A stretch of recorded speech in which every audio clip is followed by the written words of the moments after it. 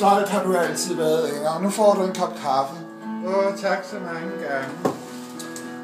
Hvor jeg synes altså, du skål. Og god jul. Og resten i håret. God juleaften. Hvor du altså trænger til et spirallerkorset. Synes du det? Det sidder så godt på Consuline Holm. Ja, jeg har hørt, det glider godt på en korsetteret krop. Ja, det ville klæde dig at gå i et korset, Violet. Jamen, jeg får jo altid mine korsetter fra Arnold. Fra Arnold? Jeg troede, han var holdt op. Havde han ikke en affære i? Jeg siger ikke mere. Nej, din mund, den er lukket med 7 sejl. Min mund er altid lukket med 7 sejl. Lige siden Arnesen døde. Ja, men jeg det var mig. Det var mig, der skulle have været igennem ham. Ja, den er god med dig, Violet. Jeg har ventet for lang tid. Jeg ved ikke, hvad jeg skal gøre, Violet. Stolt har du altid været, Inger.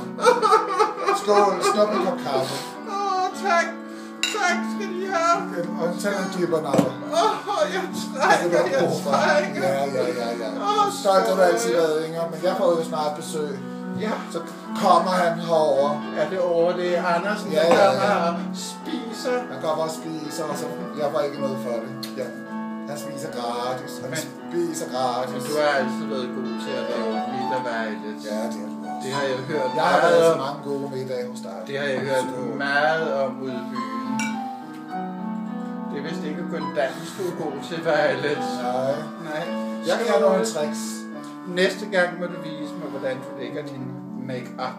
Kender du den med bordtenniskuglen? Gud nej, den har jeg aldrig hørt. Lad mig høre. Ja, den optræder jeg tit med nede på Bæverdinge.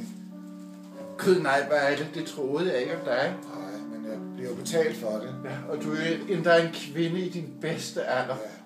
Med et godt og betalt job og god logi. Jeg ved det, men du kender mig. Violet, du kunne have bedrevet det land bedre, end du har gjort. Stolt af det. Overlærer Andersen og hans beskidte skjorter. Stolt af det. Det taler jo om det ude i byen. Jo, tak, en lille kaffe.